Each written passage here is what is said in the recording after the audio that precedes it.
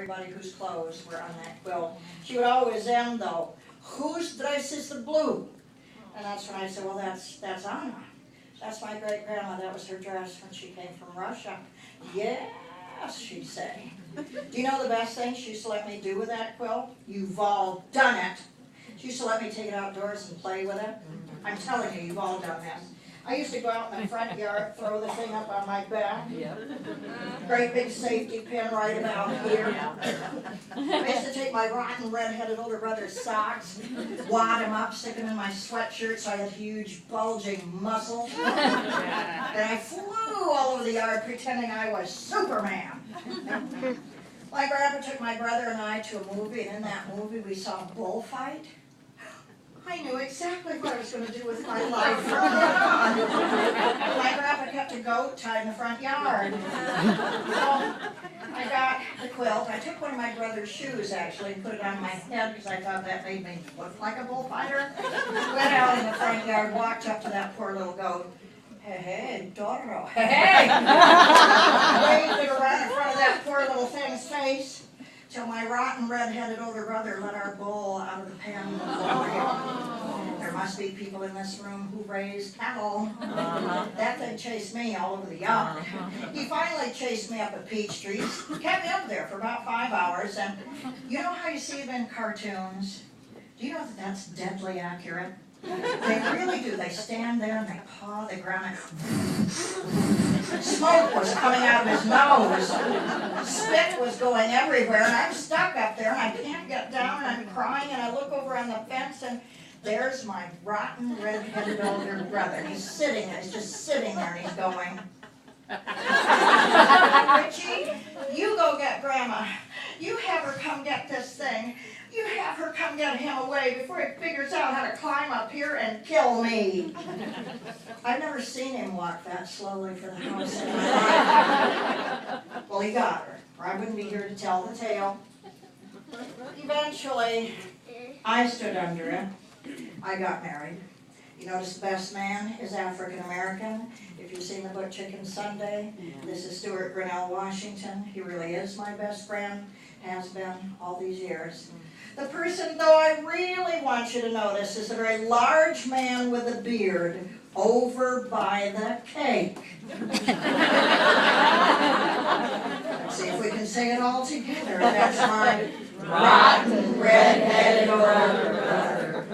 Same guy that used to say to me, about your age, actually, I ain't never getting married. And I ain't never having no rotten kids, neither. He's the father of 8 children. And they all have red hair. Eventually I had a beautiful baby girl, Tracy. I wrapped her in this quilt 46 years ago. 3 years later, a beautiful boy, Stephen. Guess what color his hair is? It happens, of course, you probably guessed by looking at my books, I am stone cold in love with redheads. You'll notice every book I do has a redhead or two in it. And I will tell you this, they are very enchanted souls. So if you haven't got a redhead as a friend, you better get one skippy quick, that's all I got.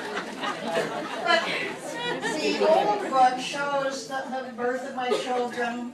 It goes on to show what they did at their birthday parties with it. Eventually, where my mother, she used to hold it up after dinner, put it down on the table, and she taught all of her grandchildren and great-grandchildren whose clothes made each of these elements on the quilt. And then the day that I dreaded all of my life, since I've seen you last, I lost my mom. She's been gone 16 years now, and we did put the quilt over the top of her, and this scene is so real, it's almost painful to look at. But I'm grateful that my children knew her into their adult life. She was a teacher for almost 50 years. She was my hero. Then the book, this is actually where the original book ended. Here's the new part. I've written a book about the quilt. And I'm going to school and showing it to children.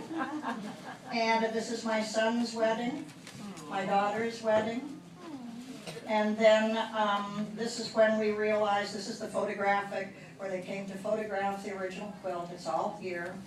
And then my sister-in-law, and what's so poignant about this, the original quilt making scene, this is when women talked about their lives.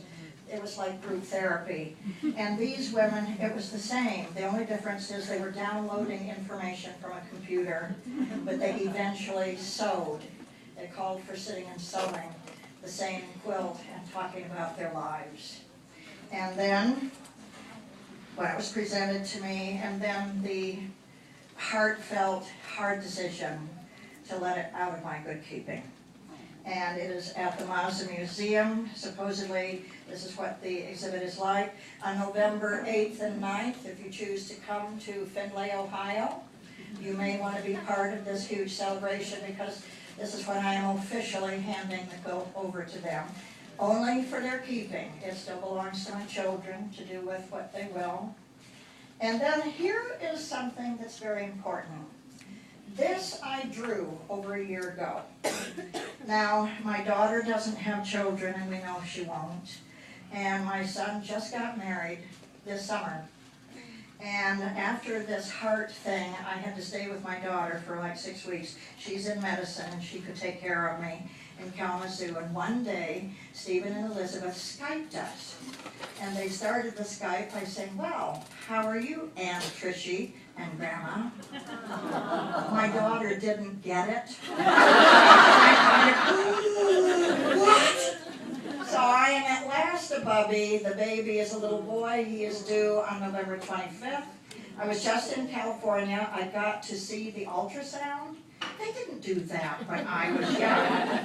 But I saw his little bones and his little fingers and his little heart, and there he was, and I can't touch him, and he's in there, but oh God, can you imagine? So this is prophetic. So the next quilt book you see will be me winning the lottery, and we'll see if that